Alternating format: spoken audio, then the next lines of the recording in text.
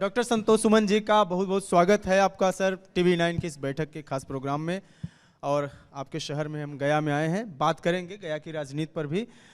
कैसी चल रही है चुनाव की तैयारी? अभी सुबह आपके पिताजी भी आए थे, बोल रहे थे कि सीटों के लिए हम प्रयास कर रहे हैं कि हमारी पार्टी कम से कम प्रदेश स्तर की मान्यता प्राप्त पार्टी हो जाए।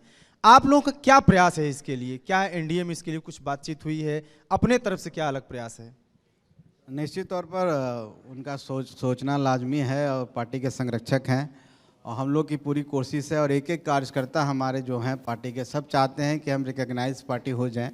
और रिकॉग्नाइज पार्टी को स्टेट पार्टी होने के लिए कम से कम 7 से 8 सीटों की ज़रूरत होती है। 7 सीट भी अगर मान लेते हैं तो हमें 7 सीट हर हालत में जीतना है, उसके लिए हमको ज़्यादा लड़ना होगा।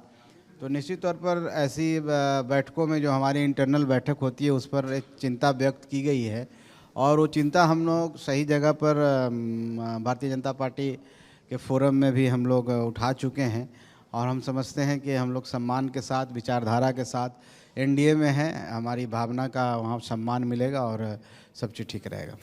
संतोष सुमन जी, मेरा सवाल ये रहेगा कि छोटे दलों के साथ क्या चुनौतियाँ होती हैं? देखिए, सबसे बड़ी चुनौती तो होती है कि आप साधन संसाधन की समस्या होती है। जनता के बीच में हम जाते हैं तो हम थोड़ा समय पर उस हिसाब से नहीं पहुंच पाते हैं जो और बड़ी पार्टियां पहुंचती है दूसरे माध्यम से। हमें खुद अपना मेहनत करना होता है, सारा चीज़ हमें खुद करना पड़ता है। हम अपने पार्टी के राष्ट्रीय अध्यक्ष भी हैं और एक ब्लॉक प्रेसिडेंट भी हैं। उस तरह से हम लोग काम करते हैं और सब जगह छोटी पार्टी जब होता है तो एक रिश्ता बनाना पड़ता है, एक पारिवारिक रिश्ता होता है और सबसे मिलजुल करके रखना होता है। हम छोटा परिवार होते हैं, उस छोटे परिवार को बांध के रखना, एक कड़ी में बांध के रखना हम समझते हैं सबसे बड़ी चुनौती है।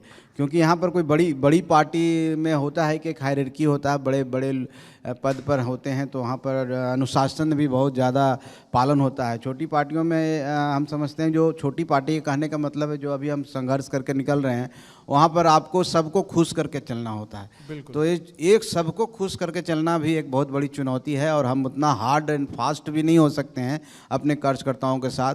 थोड़ा उनका सुनना भी पड़ता है, उनको सुनाना भी पड़ता है। तो ये सब समस्या है। कैसे खुश करते हैं संतोष सुमन जी, जब ऐसी स्थिति में जब उनके पिताजी केंद्रीय मंत्री हैं, संतोष सुमन खुद पार्टी के राष्ट्रीय अध्यक्ष भी हैं और प्रदेश में भी कैबिनेट मंत्री हैं, पत्नी दीपा जी विधायक हैं, उसके अलावा अब आरोप आप पे ये लगता है कि दामाद आयोग जो नीतीश कुमार पे आरोप लगता है कि आपके घर के जो दामाद हैं वो भी अब सत्ता में है, तो परिवार जब पूरी तरीके से राजनीति में और पूरे सब पोजीशंस पे हैं, तो कार्यकर्ताओं के लिए फिर आप क्या संदेश देते हैं? देखिए, हम लोग कार्यकर्ताओं के साथ हैं, कार्यकर्ताओं की भावना का सम्मान करते हैं। हमारे कार्यकर्ता बैठे हुए हैं यहाँ पर और हम समझते हैं कि चुनाव जब पिछली बार भी हम लोग लड़े थे तो हमारे 7 सीट पर हम लड़े थे और अगर उस तरह से आप देखेंगे तो हम 2 सीट उस समय हम लोग लड़े थे, बाकी 5 सीट कार्यकर्ता ही लड़ा था। तो अगर उस रेशियो प्रोपोर्शनेट में अगर देखेंगे तो 5 कार्यकर्ता, साथ में हमारे 5 कार्यकर्ता लड़े थे। और इस चुनाव में भी ऐसा नहीं है, आप जिस ओर इशारा कर रहे हैं ऐसी बात नहीं है। हमारे कार्यकर्ता ज़्यादा लड़ेंगे और परिवार के भी कुछ सदस्य होंगे, इनसे हम इनकार नहीं कर सकते हैं, लेकिन मेरे कार्यकर्ता सर्वोपरि हैं और वो चुनाव लड़ेंगे।